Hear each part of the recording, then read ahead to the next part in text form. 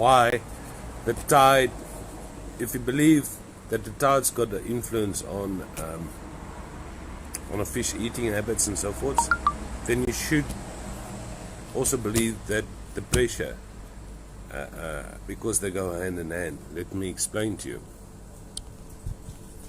I made some notes here so I don't forget. Right. If you dive and you're on land, there, it's 1 Newton pressure. If you go 10 meters down, it's 2 Newton pressure. Right? Pressure, Newton, is equal to 0.001 hectopascal. That's very important to remember that. Right. So, a fish has got a swim bladder, which is air. Now that works like a buoyancy compensator for a diver. If you reach the bottom, you'll inflate it so you stay on that depth. A fish uses its swim bladder to stay on that depth. But we don't feel the change in the pressure because we've got no valve in our throats that stops the pressure in our lungs to the pressure outside.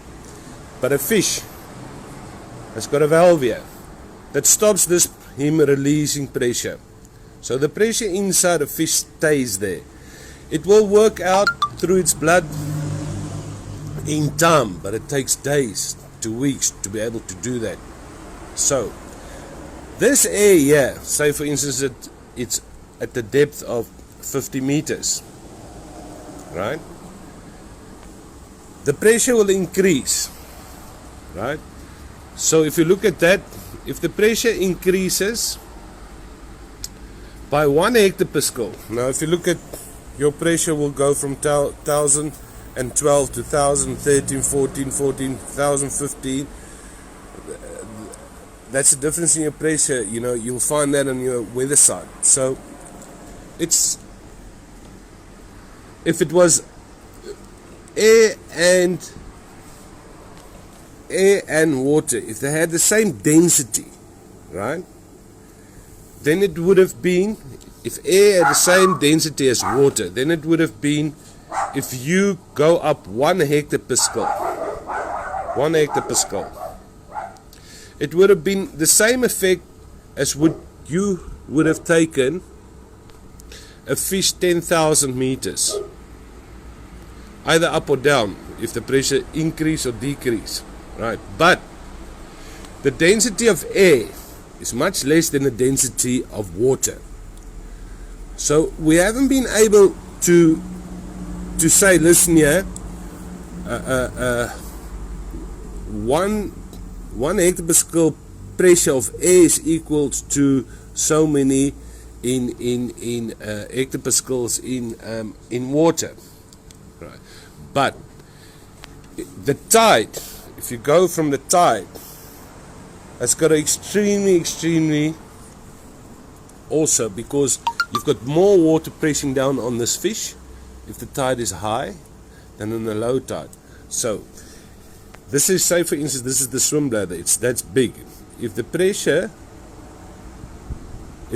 decreases, then it becomes bigger. If the pressure increases, the swim bladder gets smaller. Right. So theoretically, if that is a body of the fish and the pressure decreases, this thing swells. It swells up and there's no space for food. And this fish feels very bloated, so it won't eat. It will also come off the ground.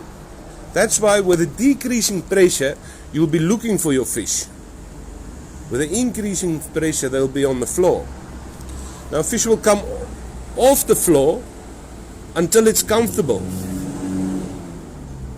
So if you've got a decrease in pressure and the swim bladder increases, the fish comes off the floor, it can't eat.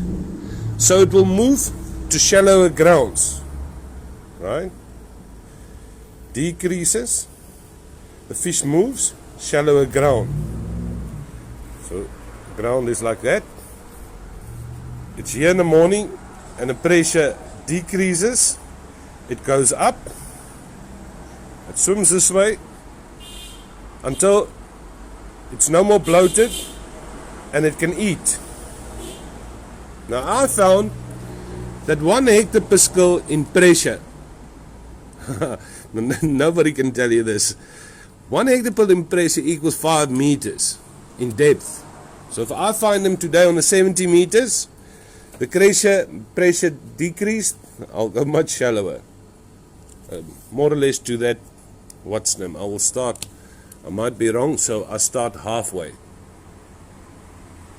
If there was 5 hectopascal difference, that's 5 times 5 meters, that gives me 25 meters difference. So if I was fishing on the 70 meter yesterday and there's 5 hectopascal pressure difference, I will fish 25 meters shallower, but I will start off on the 65 and work myself to 50 meters.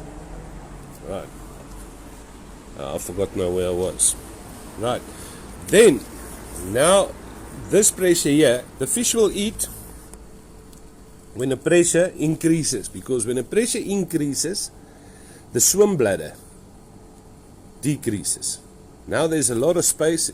That one there becomes much smaller, and there's a lot of space for it in its stomach for food and so forth. It feels hungry, so it starts eating.